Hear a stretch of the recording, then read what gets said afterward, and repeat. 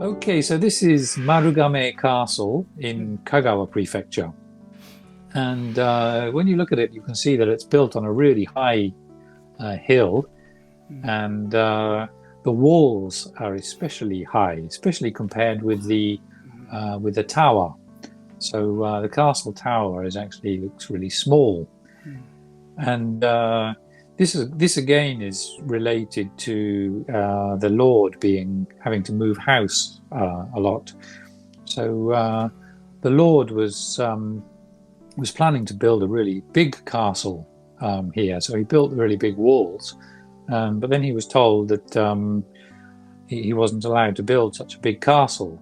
Oh. So he actually moved one of the Yagura. One of the Yagura is a watchtower. So it's a small, it's much smaller than the main castle keep. And these were often built around the edges of the walls. And they were used for storing arrows and gunpowder and rifles and stuff. Right. And so this was actually a Yagura, a watchtower that was just put on top of the big castle walls instead of a castle keep. That's why it looks so small in comparison to the walls themselves. Oh, I see. 今度はですね、丸亀の方に行ってみましょうね。丸亀城っていうんだと思うんですけど、この今写っている写真で見ますとですね、非常に高い城壁なんですね。山の上にあるんだと思うんですが、城壁非常に高いです。そしてその上に天守閣が写ってるんですが、天守閣のサイズから考えてもですね、やっぱり城壁が非常にちょっと高いんだなっていうのがちょっと印象に残りますね。で、割と上がですね、割と平らな印象が受けます。他に建物が見えてなくて、天守閣だけが写ってる。で、これについて、ね、説明していただいたんですけど、その丸亀を治めてたですね、当時の藩主という方はここにですね、もちろん本来のそのお城を建てたかったらしいんですけど、なかなかね、その大きなお城を建てるというのは許可が厳しかったらしいんですね。で、それはできないということで、その代わりにその櫓って呼ばれるものですね。本来は槍だとかその武器とかね、弾薬だとかそういったものをこうね収める場所なんですけど、その櫓をですね実際に建ててで、作ってたということなんですね。だから実際今残っているのはこの天守閣だけということですね。That's right. So in the Meiji period, all of the remaining walls and towers were all torn down, but they only left the keep, the main tower.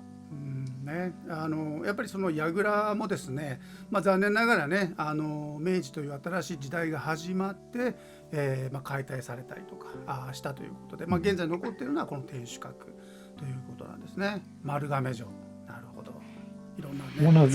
One of the main characteristics of these walls is that you can see different kind of marks carved in each of the individual stones. And one of the functions of a castle was to impoverish the local lords, so the sub-lords of the main lord. So he would say, I'm going to build a castle, and you have to supply me with wood and stones. And this was a way of keeping them poor, so that they would be less powerful. So, and when they sent him stones, they would carve the name of their clan on the stone, just as a symbol. So there are lots of different interesting symbols that you can find all the way around these castle walls. And these were the marks made by the vassals, the kashin of the main lord. この丸亀城に限らずお城っていうのはこの石垣がですね非常に特徴があるんですけど、特にその藩主、ね、その地域を治めている藩主の下っていうのはもちろんいろんなね侍とか領主とかいっぱいいるわけですね。でその彼らを治める意味でもいろいろ城づくりには協力させるということがとても大事だったんですね。で、その藩主がですねお城を建てますということで、協力しなさいという命令を出しますと、その下についているね侍さんそれから領主たちはですね、それぞれの分担、割り当てられた分担のですね、木材を提出ね、供出したりとか、石垣を出したりとかしてたわけなんですね。でもちろんそれは自分のボスですからね、藩主ですから、に協力して、自分は部下であるということを認めてもらうということになるんですが、と同時に、藩主側からするとですね、自分の部下たちがあまりにも力を持ちすぎないようにコントロールするという部分でもあったそうなんですね。でそこでこの石垣を見ますとですね、当時の部下、それぞれの地域の領主たちが自分たちの家紋であったりとかロゴマークですよね、そういったものを石垣に打ち込んで削ってですね、名前を入れて、ここはうちの部分ですと主張するための場所にもなっているということで、なるほど、やっぱそれぞれのパワーバランスみたいなのも政治もあったんでしょうね当時ね。なんか非常に面白いな、それはね。Okay, so these are two masks which are kept in the castle tower at Marugame. And as you can see, they're pretty frightening faces. The one on the left is a Karasu Tengu, which is a kind of, it's like a crow spirit kind of demon. And the one on the right is just your average Japanese demon with gold fangs.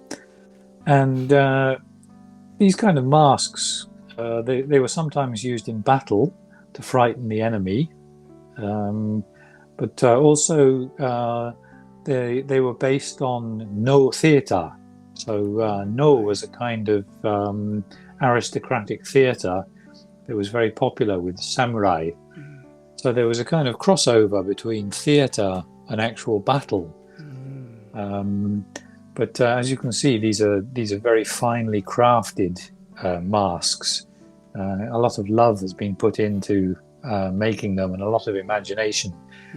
And of course, there was no television or no internet back in those days, and so instead of those kind of entertainments, people had to make their own entertainments, through crafts and theatre. And so these kind of masks, which fortunately survived from those times, kind of speak to us about the quality of samurai entertainment. 丸亀城の続きなんですけど、今中に入りまして、中に展示してありますお面をですね、ちょっと写真に写してもらってます。で1枚はですね、カラス天狗、これ写真で左側に写っているのがカラス天狗っていうことですね。それから右側に写っているのが、いわゆる般若の面ですね、鬼の面でございます。でこの2つっていうのがですね、非常に怖い顔をしてるんですね。これ改めて僕も最初にこの写真見た時に、うわ怖っとかって思いました。ちょっと真夜中に見たい仮面ではないですね。でやっぱりそれは理由があって、例えば戦争の時だと、戦の場合だと相手を怖がらせる、そういう意図がある、ということなんですね。なるほどなとは思います。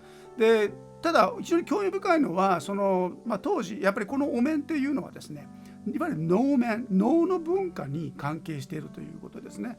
能文化っていうのは侍のですねエンターテインメントの世界、そこに直結しててる。でそこに使われているお面というのが実際に戦でも使われる、そのデザインというのが、これは非常に僕は興味深いなと思いますね。当時の侍たちがですね、戦とそれから劇場、能のシアターですよね、劇場でのそのバトルとシアターとかうまく芸術とその実際の戦というのがコラボしてるということ、これ非常に面白いなと思いますし、でね特撮の話でちょっとつながりで感じるんですよね。この怖さっていうのは今僕たちが仮面ライダーやスーパー戦隊とかね、ヒーローが登場してきますが、同時に怖い顔をした怪人が出てくるんですよ。でこの怪人のデザインというのが非常にまた怖いデザインになっているというのは、やはり怖がらせる、ね、その辺のなんていうかな、なんかつながっているところっていうのは僕たちのね仕事としてもやっている特撮の部分で非常にこう興味深いなとつながりをね思いますし、外国の方ねやっぱりこれは興味持つと思うね、こういうマスクの話はね。ありがとうございます。そうですよね。うん。